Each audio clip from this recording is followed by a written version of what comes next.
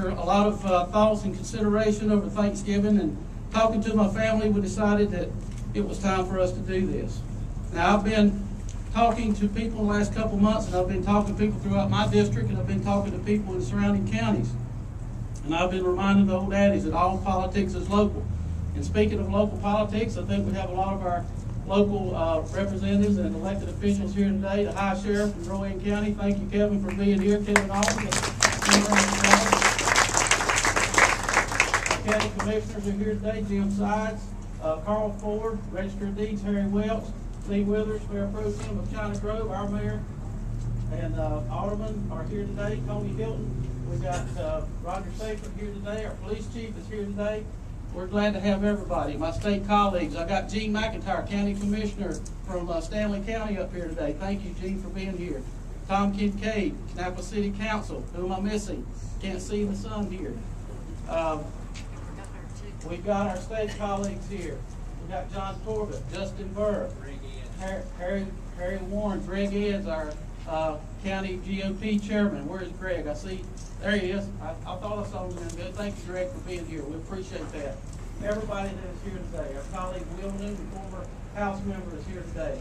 Thanks to everybody for being here, and I think I've gotten everybody that's here today. My former social studies teacher from junior high, Miss Dan Johnson. Thank you for coming today. Plenty of classmates from elementary and high school are here today. And Bruce Jones, former member of the Board of Education. I've been talking to people about their opinions of the happenings in Washington, D.C., the state of Congress, and the policies of the White House. Their responses have a similar theme. There is a greater disconnect than ever before from the people in D.C. to here at home. People here are truly worried about their jobs, finances, family businesses, the family farm, their home, rising health care costs, and our children's future. It seems more and more that D.C. understands less about us. While here at home, in places like Rowan and Stanley and Cabarrus counties, people are selling off their 401ks just to make ends meet. In D.C., they think terms like unemployment, downturn, slow growth, are just words for their talking points. Here at home, those terms mean something. Slow growth means less hours. Downturn means fear of losing a job. And unemployment is more like a virus spreading faster than it can be treated. What people have been telling me throughout this region is that we need to have a local voice, a conservative voice from someone who is in touch with our issues such as jobs and health care. And we need someone who understands what's going on here at home. Someone whose family has experienced a layoff from the closure of Pilotex and understands the manufacturing jobs that are needed. They're telling me we need someone whose family owns a small business and has first knowledge of the difficulties small business owners are having. They're telling me someone who has a history of being involved in their community and realizes that leadership starts with listening. They're telling me that someone who has experience of being a representative and was part of the legislative team that cut taxes, right-sized government, and wasn't afraid to take a stand on hard issues, whether they were local or statewide. This is about us, like people from Landis, where my grandfather worked in that mill right there, Parkdale Plant 23.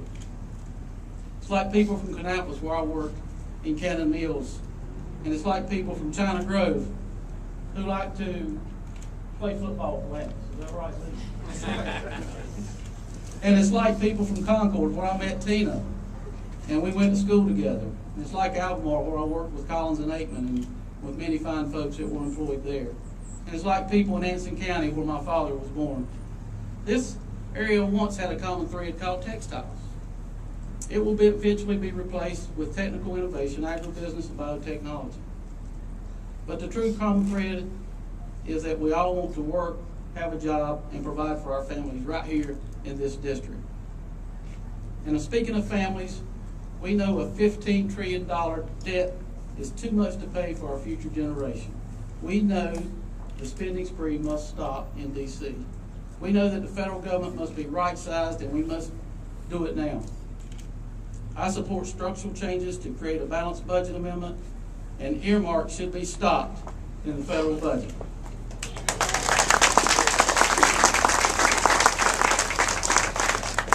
Washington, D.C. has failed us. It has super failed us.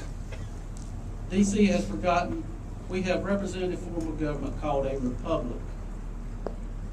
We expect to be treated better, and we will be treated better. We need to re-engineer Washington, D.C. While things are very bad, I think America can turn it around. We must do it fast. Part of the solution is more energy exploration here in the United States. We can reduce our dependency on foreign oil, and we become self-reliant with energy consumption, and this should be a high priority for the White House and for Congress. Even during the tough times of the 1860s, President Lincoln said that America's the last best hope on earth. I still believe that. President Reagan also reminded us in the 1980s that America's best days will always be ahead of us. Let's hope he's right. Let's make him right. So today, as I stand before you, honored to have been the former mayor of this town, cherishing my role as state representative, I am asking that you will support me in our bid for me to be your congressman in Washington, D.C.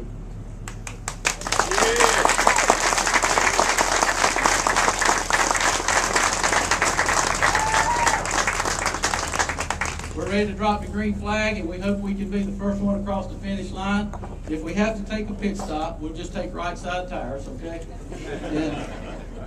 But I'm asking that the reason I'm seeking this, and I'm asking for your support, is because you have asked me to run, and I'm humbled and graciously ready to accept your request. I will be honored to be your representative in Congress. Thank you for coming here today, and I'm going to ask my family if they'll come up.